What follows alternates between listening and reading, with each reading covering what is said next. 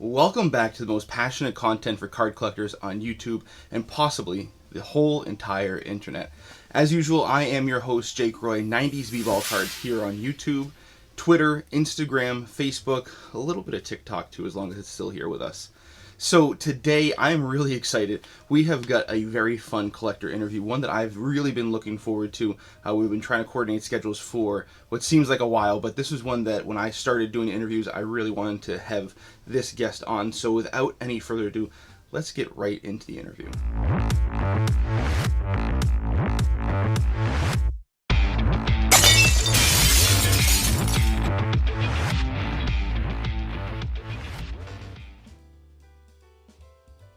Today, I am extremely excited to have an interview with one of my favorite collectors, in all honesty. So we have Bryan Wells with us. He is also not only a great collector and a great Penny Hardaway collector, he's also the owner of, and you might have already heard of this company, ShipMyCards.com. So a great shipping service. So we're going to talk to Bryan today about a little bit of everything, really. We're going to talk about his business, what he's doing for the hobby. We're going to talk about Penny Hardaway cards. We're going to talk about just collecting in general. So, just going to be a fun, free-flowing conversation. But like I said, I'm very excited to talk to Bryan. Thank you for joining me today, Bryan. How you doing today? Doing well, man. How are you? I'm doing awesome. I always, in the day and age that we're at right now, I always like to make sure everybody's safe and healthy and doing well. So I know that that's not a given all the time, right? Yeah. All right, so Bryan, I know we know each other pretty well, and just to give everybody a little bit of a background, I actually got to know Bryan a little bit through, he started a Penny Hardaway Facebook group, and that is also part of the catalyst that got me to really start, filling in some of those big gaps in my Penny Hardaway collection that I had as a kid. But you might know him better for ShipMyCards. So Bryan, for those who might not know about ShipMyCards, can you tell us a little bit about, maybe the story that got you started with ShipMyCards and what ShipMyCards does as a business? Yeah. So I used to collect cards a lot myself. I was a big Penny Hardaway collector, and some of the high-end cards, StarQuest Golds or game jerseys and things like that, are really hard to find, right? So when I would find them overseas, I had different Penny Hardaway collectors that would hold them for me or be my Australia address. So I had different addresses that would help me with my collection. Philippines, I have someone. In Hungary, I had someone, so Europe area. And then another Penny Hardaway collector down in Australia. So that's how it kind of started, is they would hold Penny Hardaway cards that I bought, and I would kind of mail it to them. Or they would go find Penny Hardaway cards in their countries and kind of help me by trading them over to me.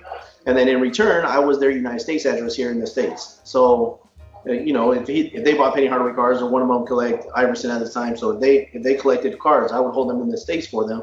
And then once a month or once every 2 months, we would just kind of switch whatever we had. So my buddy in Australia would mail me my cards, and I would mail him his cards, and from there it kind of, someone else heard about it, and they're like, Bryan, can you help me as well? Bryan, can you help me as well? So I had about 10 people that were using the service, that were, it was more of a friendship. Where I was holding cards for people, and once a month or once every 2 months, we kind of mail them back out to each other. From there, there's a big company that does, COMC does the same exact thing. They have an international mailbox. And back in about 2017, they decided they were increasing their fee on it. So at the time, my son was about 15 years old. He's crying that he wants to learn to make money and he wants to do things. So I said, hey, buddy, I got an idea. Instead of doing it for 10 people, we'll open it up. We'll do a Facebook group. And then your job is to go check the mailbox, pick up the cards, take a picture, and let them know. And so he was all for it. So we were doing $1 a card, and he would make the $1. So it was just me helping out collectors, him having a little side job at 15 years old. It went great for about a month, and we'd only get 1 or 2 cards a day, or 1 card every other day or something. And my son would get like random text messages while he's at school, or is my card here? And he's like not responding. He was super busy. I mean, he was in high school basketball, high school football, super busy. And with my buddy from Australia, he's like, hey, I got a $10,000 Jordan. Is it there? Is it not there? What's going on? So I asked my son, like, what's going on, man? And he's like, Dad, I have to walk all the way to the mailbox. It's like 8 houses, right? Yeah. I walk all the way to a mailbox. I make my $1. I just don't want to do it. I'm done. And so then at that time, we only had like 20 or 30 collectors. And I decided, instead of telling them he's done doing it no more, I figured I'll just help out. Like, I'll just continue to do it. You know, weeks go by, months go by, and we're picking up traction and have more collectors using us. And next thing you know, when we bought a house, there was like a little walk-in closet, like a random walk-in closet. And when we bought the house, we joked, like, look, this little closet could be our card room. Like, this could be for ShipMyCards. And over the years, it just kind of grew. And when my wife wasn't working, I got really busy with real estate. I'm in real estate for a living. Got really busy with cards going out. So I'm like, hey, wife, can I show you just how to do it? And you can help me out this one time. And kind of suckered her in. And ever since then, she helped out every day since. So it became a little family business. We got too busy again. So my wife and I were busy. By this time, my son's 17 years old. And I said, hey, you know, we're going to launch a website. So instead of people texting you while you're at school, instead of people worrying about you, you just come in, plug in your headphones, take pictures of the cards, and we'll throw them on the website. So our biggest game changer was February of 2019. We created a website, and it kind of separated us from some of the other people that also have shipping services out there. There's a couple other ones out there that do about the same idea as we do. So that was a big game changer. Is we created a website where people can log in and see their cards every day instead of a Facebook group. Made it where it's a lot more streamlined for us, where we're able to load them up and not have to. More organizations, better, right? Right. So then the next big game changer was everyone started having sales tax. So sales tax started rolling in, and you know, we were one step ahead of it. We went up and got a PO box in Oregon and an office up in Oregon. So now Oregon doesn't have any sales tax. So now we have cards that automatically go to Oregon. The post office in Oregon automatically boxes everything back up for us in a bigger box each and every day and just mails it to us in Phoenix. So now it kind of opened up the opportunity. So now we're not only the USA address for a bunch of international collectors, but now we found a way to help domestic collectors save money as well on sales tax. Not to mention, it helps me when I buy a nice card. I don't have to pay sales tax because I'm up to Oregon first. But you know, we kind of got up to about 1,000 collectors, and we started doing it got us really busy. So you know, everything continued to work out, and now we're up to we went from that little walk-in closet that we had, kind of moved into a bedroom, and then from there we moved into 2 separate bedrooms, and then finally back in June of this year we decided to go get an office. So awesome. Kind of moved into an office and keep expanding, and you know, as COVID has hit, more people are pulling cards out of the closet, more people are staying home and having some more time to play. So we got extremely busy. From about April to now, we went from about 900 packages a week to about 4,000 to 5,000 packages. Wow. And it's absolutely crazy. And you know, we're lucky we have a lot of people from the church and stuff like that come in and help us out on a daily basis. So kind of the concept behind ShipMyCards is just that we were here to help international collectors. The next thing you know, it rolled into now I'm able to help other people in the community and a lot of other things as well. So it's working well. That's beautiful. And really, just in 3 years, it's grown, like you said, from, you know, a card here or there, you know, a couple cards a week or so, to, you know, what did you say, you're getting 4,000 packages a week? Yeah, so between 4,000 and 5,000. There's some weeks where we'll hit 5,000, but for most part, it's about 4,000, right around there. And incredible. And it's fun. I mean, we get to go through packages, open them up. I see some of the rarest cards I've ever seen. I have some collectors that are player collectors. So some of our cards are very, very cheap, but they're cards that they need for their collection. So some of the benefits are I start to know who collects what. I know most of our collectors I know pretty personally. So if I'm at a card shop, this last week I was in Denver. I'm in a card shop. I found 2 cards for 2 different collectors. Just by looking through, I'm like, oh, Reggie Miller, Steve Nash, pick them up, and so able to help them out and build collections, and it's just a lot of fun going through everything every day.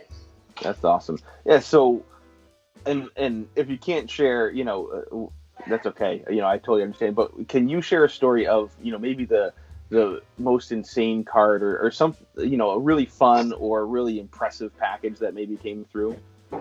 We see all sorts of crazy packages. So we get some, I mean, if you name it, we've probably seen it at some point in time. So we have some of the high-end collectors that use our services as well. Mm-hmm. So we'll see PMGs pretty often. We'll see Michael Jordan autographs or Kobe Bryant autographs on a daily basis.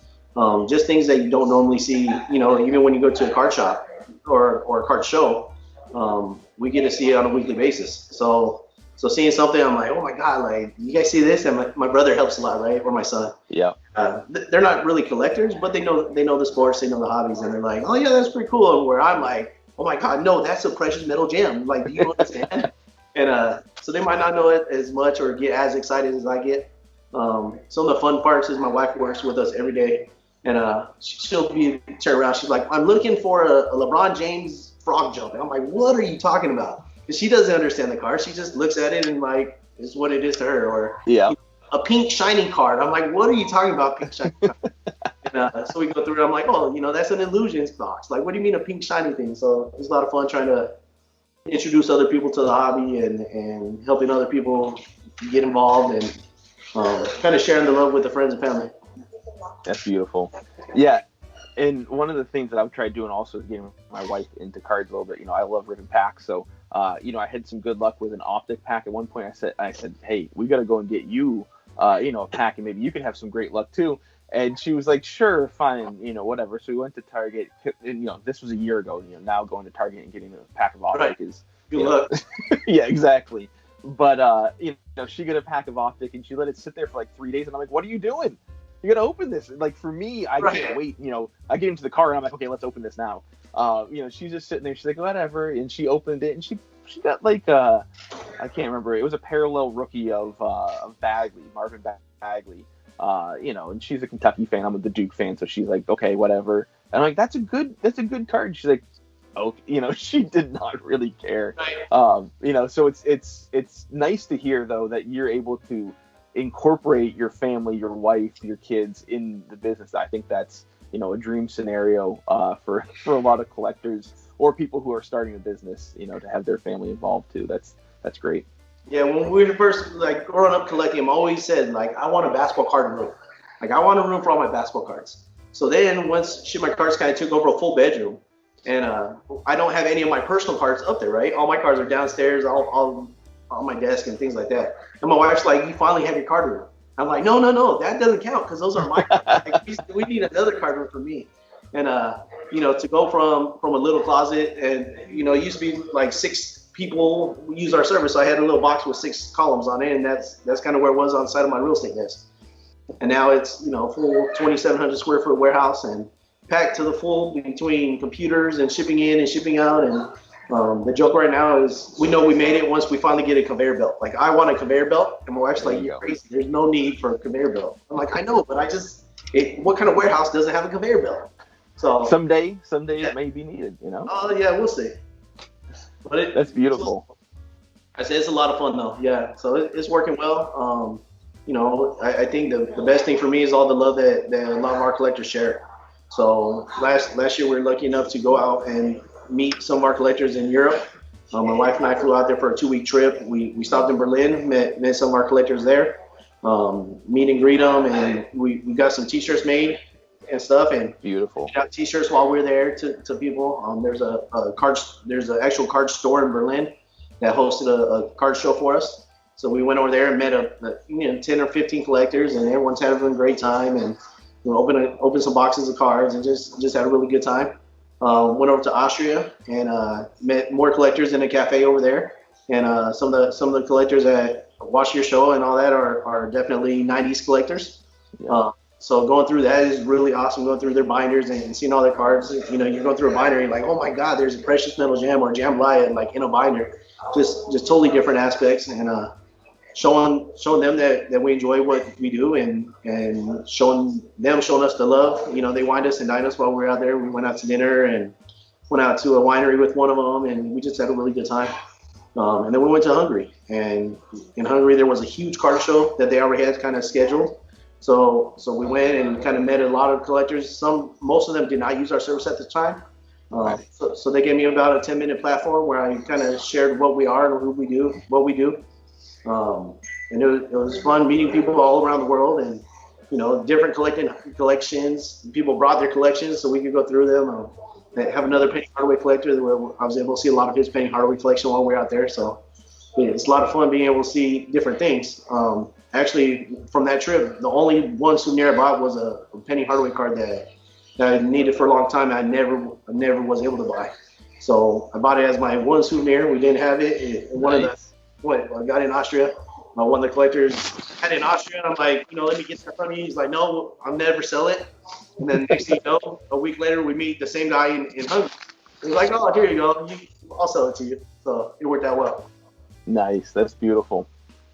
And so I know this is a question that, I kind of think about sometimes. I know that you've said, ShipMyCards started as definitely just like kind of a little fun project off to the side, and you have a full-time job as a real estate agent. So at this point, has it gotten to a point where you really have like 2 full-time jobs? Like how much time are you really putting into both of them? We open up. I get to the warehouse every day around 9 a.m. My sister gets here around 8 a.m. We typically stay there till midnight or 1 in the morning. So we put in a lot of hours. The last 3 weeks, we've actually taken off Sundays. So it's the first time in several months where we take days off and kind of enjoy family days. So I have friends and family here today at the house. And so we're finally getting some time off. I'm still full-time real estate. Real estate is still what pays our bills. So I think what has really helped ShipMyCards take off compared to some of the other shipping services that are out there is some of these other people do it for the money. To pay their bills, and it helps collectors. When in the long run, they kind of need it for the income as well. Kind of really helped for me is when we started it, every money we made, I put back into the business. So if we needed a safe, I would save up we would make $100 profit a month, and after 4 months, we were able to buy a safe for some of the high-end cards. We needed a laptop, so after a few months, we were able to buy a laptop. So pretty much anytime we're making any money, we try to keep it as costly and collector friendly as I can, right? I'm a collector at heart, so I want to make sure we keep it focused on the collection side of it and on the collector side of it. And then any money we have, when I first got websites, I got 3 different quotes for websites. It was about $4,000, and at that time, the ShipMyCards was making $400 or $500 a month as profit after paying my son and paying the Oregon forwarding and stuff like that. So we decided, let's shop the websites, and I was like, man, it's going to take me 8 months to pay back the website. Luckily, I have a friend locally that was able to help out with it, and we got the website up and running, and it was like night and day. It just kind of made it a lot more user friendly for me, where I'm not going through Facebook and searching names, or it kind of made the database, it worked out really well. And then over the last couple of years, the website is real, or the year, I guess a year and a half now, February of last year. March of last year. So about a year and a half now on the website. Every time we are trying to build something that increases the value of the website. Whether it's something that saves me 4 or 5 seconds, or whether it's something that, we now have a marketplace where collectors can buy and sell from each other. We have store credit where now, instead of me chasing down money every time we go to grading, now it's kind of already paid for, and we set up the grading things, and we're always changing things and always trying to improve the website the best we can. And I think it's just, if we can focus on building the brand, then the business side of it's not as headacheful. Like it just becomes fun. It's back to collecting and back to playing with cards. That's beautiful. I love that. Yeah, I mean, I think that's the best way to build a business. If you're going to build it for something that you love and enjoy, the money may come, and but I hear a lot of people that have built successful businesses. They say this was a side gig for me, and eventually it became something that it had to become a full-time gig type deal. And then if it's at that size, then you can make that jump, and it makes it more fun to see it. So that's kind of where I'm at, right? Like we stay very busy with real estate, but I also am very busy with ShipMyCards. So I get the day started, and I'll go do my real estate showings. Then I come back, then I finish up, then I go back and have showings at night, or we do a lot of property management, so cleaning a home in the middle of the day. So I go get the family and team started, and then I go do my real estate, come back and finish up cards. So everyone asks me, like, do you make enough where you can finally leave real estate? And to me, I don't plan on leaving real estate ever, because with ShipMyCards, we're up to about 5,000 clients now, 5,000 collectors. And so if I get saved and help out 5,000 people, but I'm helping them out with hobby. I'm helping them out with saving a little bit of money. I'm not helping them out with a change of a life. Where in real estate, I might be able to help someone buy their first home or help them with a big life change. So I get the best of both worlds. In real estate, I get to help very few people, but with a big, huge change.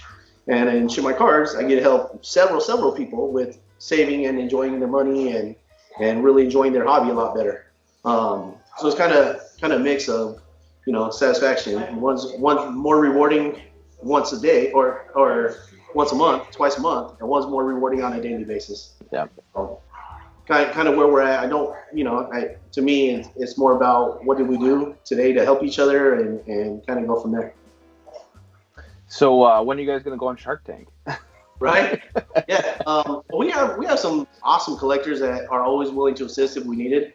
When we were looking at getting into a office building, we've had collectors reach out like, hey, do you want to sell out part of the business and things like that. They always joke. And we've made ourselves structured where we're not borrowing money to go into business. We're not doing anything. So we don't need money to expand. We don't need that kind of thing. Really, we just focus on doing it for the right things for the right reasons. Will bring the right results, right? And so no plans for big expansions or anything Shark Tank required yet. But I mean, my head is always thinking like, what can I do next? The next big insurance policy for us. Like, how can we insure packages for more when we get them shipped out? The website. How can we improve the website? Now we have the marketplace where people can buy and sell from each other. So it's always like, what can we do that can either bring more collectors to us, where we help more collectors, or what can we do to help collectors? So we have a small Facebook group of people that's always trying to shoot around ideas. On the Facebook group, I just made a post like, what if, like, dream of what we can do for you, and we'll see if we can make it work. So there's always improvements. There's always things that I might not think of, but some guy in Philippines will, and he lets me know, and I'm like, man, I can't believe I didn't think about that last year. Such an easy change, but still always trying to improve. So I let the team and my son and my wife kind of do the logistics, and then I'm always trying to think like, what's the next step? What can we do better? What can we do faster? What can we do a little different? And just good teamwork all together really makes it all kind of seem seamless to a lot of the collectors. But I mean, we're working from 8 a.m. to 1 a.m. almost every single day. So it's not easy, but it's fun, right? Like, right. Everyone always jokes like, you don't even have a job. I'm like, no, I just play with cards all day long. Like, so then I bring one of my old friends from high school or something, and I show him the office, and he comes in, he's like, whoa, like, I really thought like you're playing with basketball cards on your desk. I'm like, no, it's a legit shipping service. We help people out all around the world, and show everyone the files and kind of where we're at and how they can help us, and go from there. So I think you've mentioned a couple of different services. So you guys obviously do shipping. You're kind of like a drop off for a lot of people, both right. inside and outside of the country. You guys are also, it sounds like, doing grading submissions. Is that accurate? We do, absolutely. So we have partners with both BGS and PSA. I partner with people that live in those states, so they can hand deliver it and hand drop it off. So I don't know if you guys do a lot of submissions, or a lot of people will mail it to Beckett or mail it to PSA. Mm-hmm. Well, the thing with that is PSA or Beckett has a delay. When it gets dropped off, we cut out that large delay. So we don't have to worry about that. Also, insurance policies, when you pick up the mail, if you have it mailed from PSA or from Beckett, they only do it for the declared value, and you have to pay the insurance on the declared value. So with these companies that I'm working with, literally go pick it up by hand. With Beckett, I think they're making us mail it now. But they get it, pick it up by hand. It's to us a little bit faster. And to me, it's all about trusting people. So I've only submit cards for our collectors to people that I would give them my personal collection. Mm-hmm. So we use two different companies, two different people for the middleman services for the grading. And we ship out a lot of cards each week. We're shipping about 600-700 cards each week out for grading. Wow. So it's all about organization and labeling it right and getting it done correctly. But the website makes it a lot easier for us. So thank goodness we have it, or else, I wouldn't be as organized. Right. I can only imagine. So some of the other services I think I've heard you say is you guys have a marketplace where people that are using your guys' service can kind of, trade, sell, or what have you. Is that also accurate? Am I getting that right? Yeah. So we actually started back in just a couple months ago. So it's getting a lot of leeway. what's awesome for me is I can sell my personal cards on there as well now. And literally all we got to do is move from my file to their file. So the marketplace makes it really easy. Before, people would try to buy and sell it through Facebook and then reach out to me on Messenger and kind of get it all. You know, by the end of the day, we have 13 different messages going back and forth. Now they could just do it with the click of a button. Sends me an alert, and then I just move it from one file to another file. Makes it a lot easier on me. Makes it a lot easier on the collector. I have some people that have bought a lot of cards on there. I have a couple of people that have sold a lot of cards on there. And so far, we're improving it every day, right? Search features and put in the different labels and stuff on it. But it's working well. It's just one more thing that we can offer that some of our competitors or some of the other people that are in it for the wrong reason don't offer. And so it makes it easy for me, easy for them. Yeah, I love it. I think that's incredible. And then I think you also had mentioned you guys do a little bit of consigning. Is that? We have two different things actually. So our website was originally built through the Facebook group. We had about 10 people. Like, what's important? So a lot of people will sell directly on eBay, and then they can make a shipment request. So some people use us just for collecting their cards, and then we mail it all overseas at once. Other people will have their cards with us. They list it directly on eBay, and we ship it out for them. So when they sell their card on eBay, they can upload the invoice right to, or the label right to us. We get it out the same day. So we're same day, next day on almost every shipment that's under 10 items. And then we also have partnered with PWCC, one of the large consignment companies. And where, I don't know, there's a new thing with PWCC where they're not doing PayPal exchange anymore. So they only want CH. So it helps out a lot of our collectors are overseas. So if they have to wire it to the bank, then it converts from US dollar back to Australian dollar. And then when they're trying to buy a card in the United States, now they're using the conversion from Australian dollar back to US dollar. It doesn't make much sense. So we can sign with them. They go right through us, and then when they pay us, we just add it back to their store credit. So if they need to buy something with store credit, they're able to. If they need to cash out store credit, I can still send it to their PayPal. So it kind of opens up some opportunity, both that helps the collector submit the cards, but also helps the collector when they sell it through PWCC, where they don't have to worry about that exchange rate. So it's working. Yeah. It's like you guys are a Swiss Army knife for online sales. Yeah, we're trying, and it's all due to our collectors. Like, our collectors give us an idea, and my website guy is fantastic. I say, hey, I got this idea. What do you think? He's like, oh yeah, I'll get it done in the next 2 weeks. And like 3 days later, he's like, Bryan, it's done. So it just kind of works really well. Things that I don't even think about, like when we're uploading cards, the drag and drop, it saves us 5 seconds, but it saves us 5 seconds on 1,000 cards a day. It makes a huge difference for us. So just small things like that, between the collectors giving us great ideas and then my website guy implementing it or finding a way to make it work right away. Everything's working really well. I can't complain at all. And so I know we've talked a lot about the mail that other people get. Any recent acquisitions that you've gotten that you're excited about? I do. I have a small collection that I'm going for. Flawless, Penny Hardaway Flawless is kind of my baby. I've been going for it for quite some time. We have a total of 12 cards from Penny Hardaway Flawless that I'm still looking for. So it's really nice. I recently picked up 2 of them that I didn't have in the past, and they're building the collection. So I'm going for that. With the rainbow chasing, I decided I wasn't going to collect much Prism Panini. With Penny Hardaway, I decided I'm not going to go after Panini Prism this year. And then on New Year's Eve, I'm out 2 doors down at the neighbor's house, and someone shows me a message that the 1-of-1 is available. So I ended up reaching out to the guy, ended up picking up the 1-of-1. So once I got the 1-of-1, I'm like, now I got to go for the rainbow, right? Get the rest, yeah. So I think there's 42 in this year's Prism. I'm down to two that I need. The Choice Green, number 8 ever made. I still need that one, and then I need the 3rd 1-of-1, which is the Nebula. So those are probably my 2 biggest searches right now. But got almost the full rainbow going, and it's been a lot of fun. It kind of getting myself back into personally collecting a lot more than I used to, which is fun. Get a search and find. I think my biggest thing is the hunt. The hunt for what we need is kind of fun. And then it's funny because on my eBay it says ShipMyCards CO username, because I always take a screenshot to show collectors what to type. Okay. So my brother's helping with the mail. He's like, Bryan, we got one that says username. So they all know, like, if it says username, it's probably me. That I was just too lazy to get it. So then I'm like, oh, is it mine? And I go open it up. I still be excited like a little kid. Right. So we used to have to joke when the wife was helping open packages. I'm like, CO, I owe you some wine, or CO, don't be mad. Yeah, so I still get a mail or two, only one or two a week for me personally. But I'm trying. We're trying to buy some Penny Hardaway cards I never had before, and if I see them, I'll pick them up.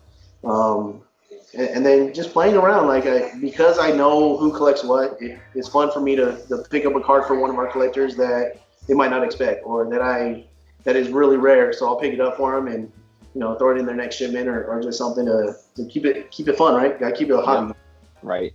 Exactly. Yeah. That's the most fun thing. I think it's interesting too, because I talk to a lot of people and they get kind of annoyed, with the prism hunt, the rainbow hunt.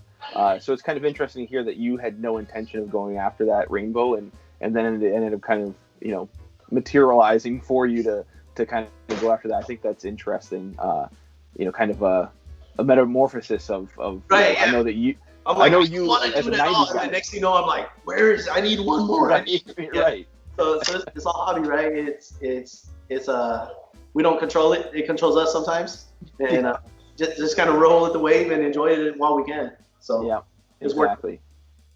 So I one of the things that I think of, so I know you as having I feel like you have probably had most, if not every single Penny Hardaway card at some point grace your hands, right? That's kind of my impression when I first got back into my collection is, if there's a card that I'm looking for, if Bryan doesn't have it, he knows who does, type of thing. But I know that you said that you moved a lot of your penny cards, especially the 90s stuff when you were getting your business, really rolling. And now you're kind of picking it back up. So what are some of your kind of collection goals? I know you talked about the rainbow, you talked about some of the flawless, but where are you trying to go with your collection at this point? Really, I don't know. So that's kind of the fun part of collecting is when I have the goal and I go and get it, it's always what's next, right? So with Penny Hardaway, I sold off a lot of my collection, and there's probably about 2 or 3 cards that I wish I never sold. Out of the hundreds of cards I sold, there's probably 2 or 3 that kind of haunts me. When I go through my old Flickr, I'm like, oh man, I wish that one was never gone. So I want to pick those up. Last year we had a great European trip, and I was able to come across a Penny Hardaway game jersey that I've never had. I've never owned it before. It was in decent shape, so I picked it up while I was out of town. And so that's one I kind of hold close. So, just finding some of those key pieces that I have never owned, or, the 1 or 2 that I used to have, and now it's skyrocketed in price. And, now it's an iconic card where when I got rid of it, wasn't such as iconic, such as 2012-13 Prism Gold. So I had a Penny Hardaway 9.5. Funny part is 2 weeks ago, I was going through the Penny Hardaway group that we're on. And I searched my old posts just looking for Prism, and sure enough, there was where I'm like, I want this to go to a Penny Hardaway collector. Anybody want it for $200? And none of the Penny Hardaway collectors picked it up for $200. And the last 2 that I seen back for sale are $5,000 and $7,000. I'm like, man, no one wanted it for $200, and now 2 years later, it's $5,000 card or something. Yeah. So some of those iconic cards I probably want back someday, but. We'll see. We'll see how it rolls. So I know you mentioned the Prism Gold, and I know that sometimes it's kind of dangerous talking about the cards that you want, because if somebody's got it, they might kind of dangle as bait. But any other cards that you want to share that you're really trying to get back in your collection? Not really. So pretty much with collecting Penny Hardaway, because I sold off so much, it makes it hard to kind of come back into collecting. So we'll see kind of where the ball lands, right? And I'm trying to close some deals or buy some cards that I could keep for a personal collection and keep aside. But really, it's just about having some of the iconic ones. The first game jersey or something I can put in a frame that's different. Second thing I collect right now is still anything Upper Deck.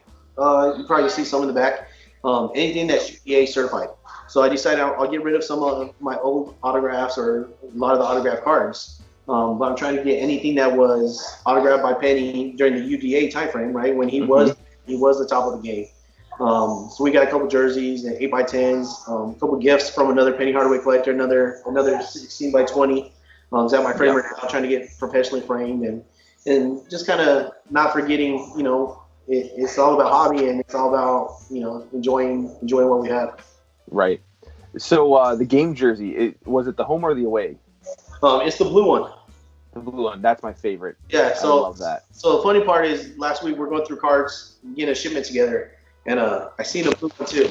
I'm like, hey, this guy has my same exact card. So I reached out to him and sent him a quick message like, hey, buddy, I'm going to send all your cards home besides the Penny Hardaway. I think I'm going to keep that for myself, like joking with him, right? And going to find out, like, our subgrades are almost identical in everything. Like, wow. Really, and of course, he's a 90s collector, so he needs it for his set. But I was like, man, just the things that 4 years ago, before I really got into high-end cards, like, it was totally out of the question to ever own something like that. And now it's like, I've sold off all my other cards, and there's a couple of the holy grails that just mean more to me than the dollar note. So because that game jersey was from a souvenir, it doesn't just mean that it's the card I have, but it also represents a European trip that I was able to go on, blessed by ShipMyCards. And then a couple other key cards, Penny Hardaway rookie refractor 9.5. There's Pop 20. So I'm keeping. I have the first one ever graded. So something like that is something I'll keep for myself always. I think there's one 9.5, quad 9.5, the true gem that we're hearing now. So I still have that one. We might move that someday if I can find a different penny I could trade it for. Beautiful. Still playing around. Yeah, for sure. So here's a question that I kind of have as a curiosity. So the 97-98 game jersey, Penny's got the pinstripe, so he's got two colors in just about every single piece. Right. Have you seen any that are from, kind of like what we would consider a patch, or like, maybe part of the screen print, not the screen printed, but the dyed portion of the team jersey? Not for Penny. Other players I have, right? Being in the hobby and seeing many cards. Other players I have, but not Penny. Penny, I've only seen the white with the stripe or the blue with the stripe. Yeah. But if I see one, I'll be trying to pick it up. For sure. You'll see it. I'll put it on the Penny page. Take a quick card. Don't show the wife. Sure. Don't show the wife as I tag her. Right? Like. Yeah, it's one of those things I think is interesting because the Upper Deck didn't know at that point that patch cards would be something collectors would really like.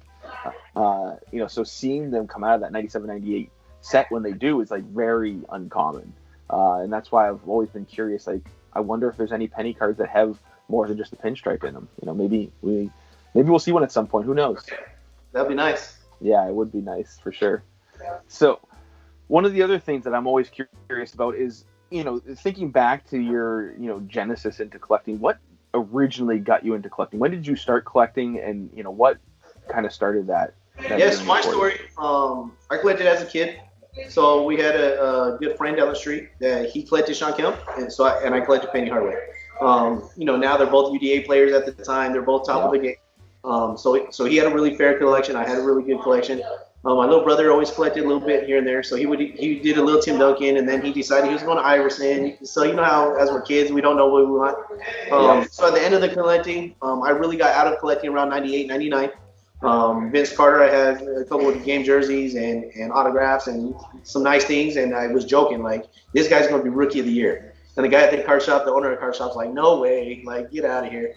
So I redeemed them. They came in, and next thing you know, he blows up, right? He goes, dunking over 7-foot guys and just blowing it up. So I traded those away at top of market for some nice Iversons.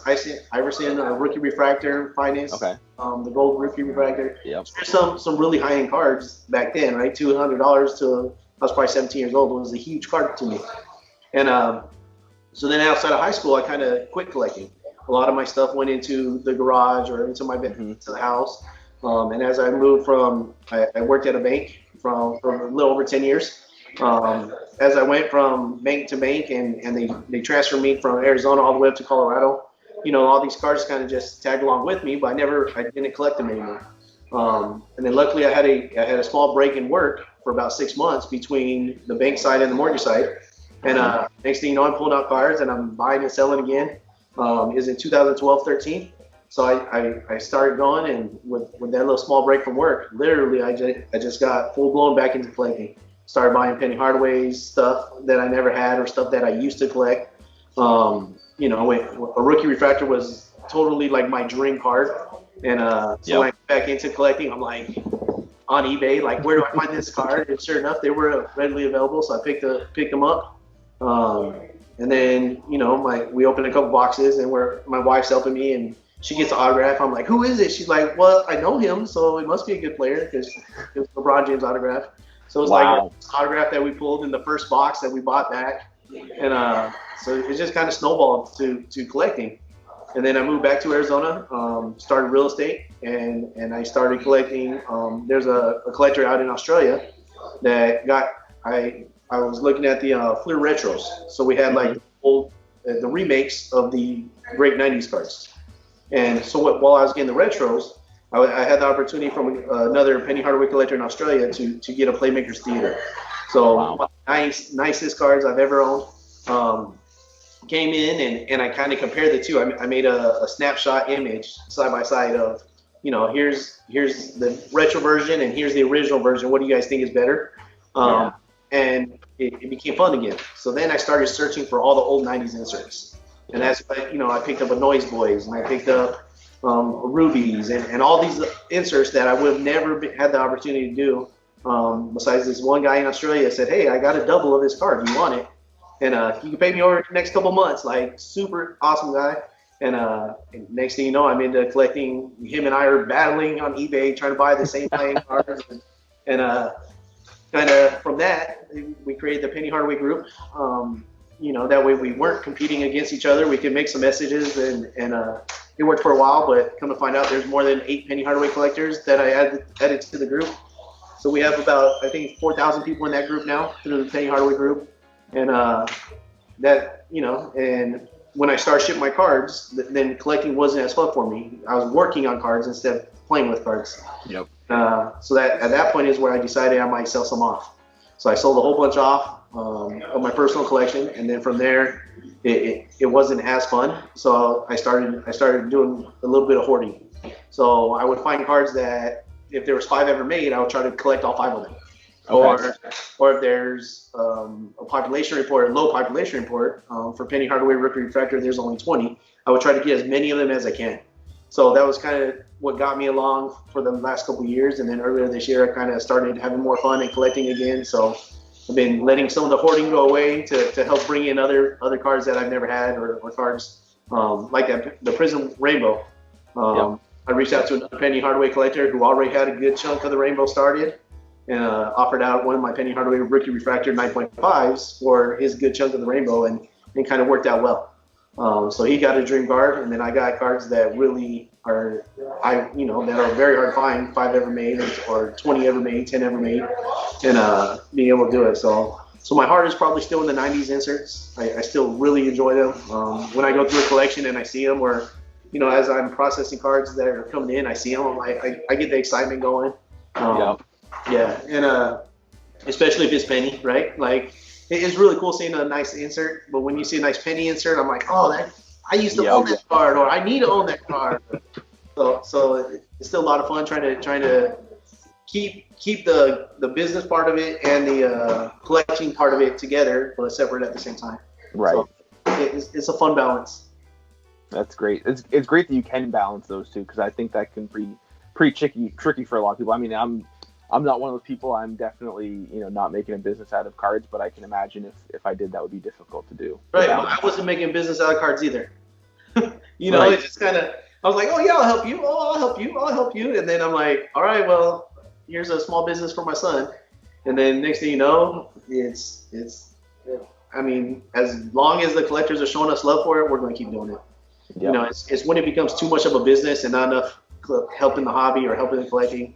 At that point, I don't want anything to do with it. But I mean, we're not there. We have a lot of fun with it. We have some great team members and friends and family that help us out all the time.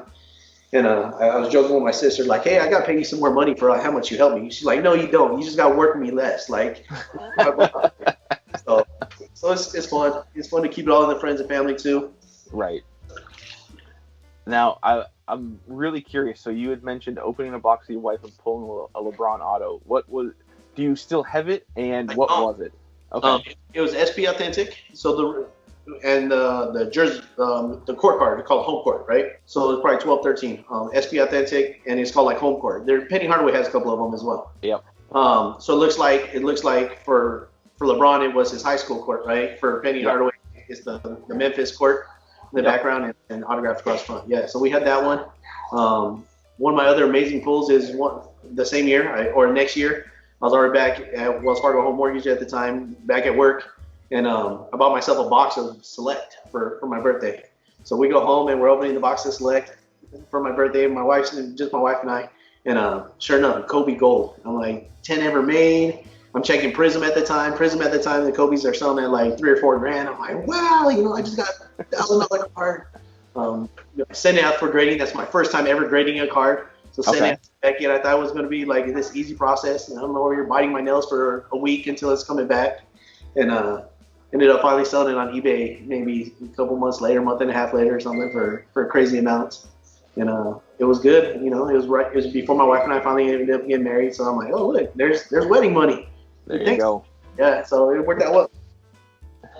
Yeah, I know some other guys in the hobby that have gotten married or are getting married, and they're talking about trying to move some cards to get some wedding money. And I'm like, it's beautiful when you have that ability to do that. To have something that's fun that you can also fund things. I know there's a collector who sold a bunch. He has an impressive collection of Grant Hill cards. Sold a bunch of them to help fund buying a house. So kind of hits on both your passions, right? Right. I think those are some of the fun, real life things that cards can sometimes also help with that make it even more fun, a little bit more rewarding at times. And I know for me anyway, sometimes being able to do those things helps keep your wife off your back a little bit about like, why are you collecting all these little pieces of pictures? Before she never understood, right? Like it was always like, you're playing with basketball cards. I'm like, no, I'm doing the shipping service. And she's like, no, you're playing with basketball cards. Like, can you please come eat dinner?